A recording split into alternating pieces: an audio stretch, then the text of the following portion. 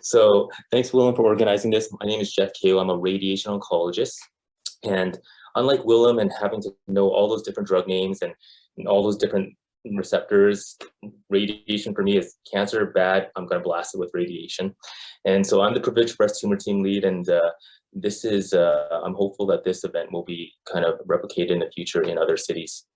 So what is the role of radiation in metastatic breast cancer? So as Dr. Henning alluded to, this is what is inside a radiation room. We'll be in a radiation breakout room later, but this is something called a linear accelerator, and it's a very fancy, expensive machine that generates radiation. And you might be thinking, well, radiation, doesn't it cause cancer? Well, in low doses, it can. That's why when you go to the dentist, you get those x-rays, they put that lead apron on you, they don't want to give you extra radiation, but we can use radiation in higher than diagnostic x-rays, but lower than what we would do for other cancers to help in the metastatic realm to treat symptomatic lesions. And so that's my definition of palliative, is to treat symptoms.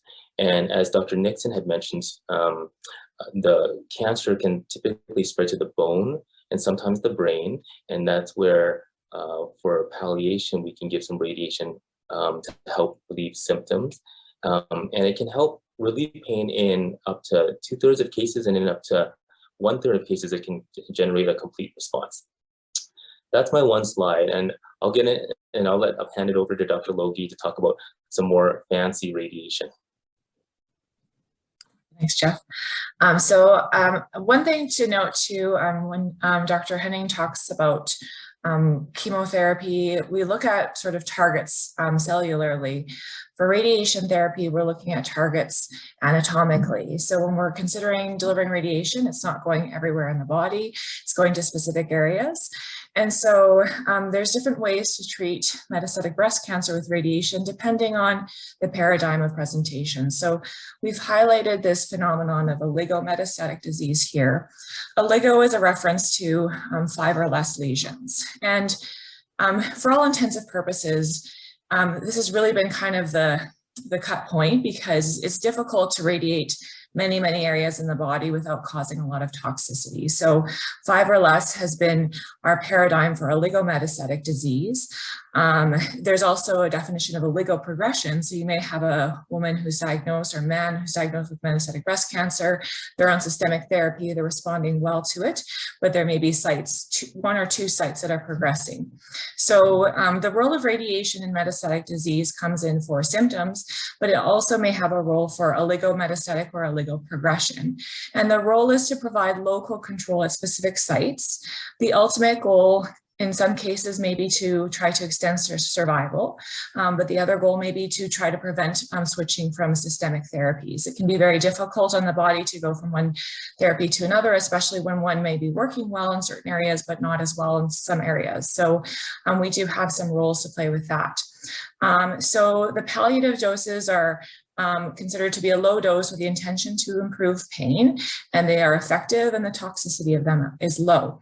When we go on to higher doses of radiation, we think of it more like instead of trying to control symptoms, it's really intended to be a bowling ball, where you're really trying to just get rid of like the disease at one site. We often don't see that things disappear like you would with a surgery where things are completely gone, but the role of it is to provide local control at a specific site.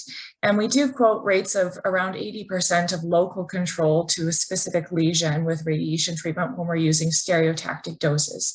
So stereotactic dose is a very high dose of radiation with very small tight margins. So the lesion needs to be small, and we need to review the normal tissue in the area, because sometimes if there's spinal cord or brain tissue, if it's too close to a lesion, that may cause injury to those areas, which means it's infeasible. So it does take a lot of planning and difficulty that way to sort out what lesions are best treated with stereotactic versus palliative radiation. So it's worthwhile discussing that with your radiation oncologist. And we have some slides here demonstrating some of the conformal areas that we've planned radiation to. So we can plan it to the brain, to the lung, to the liver, and to the bone. Those are kind of the main sites of treatment in this phenomenon.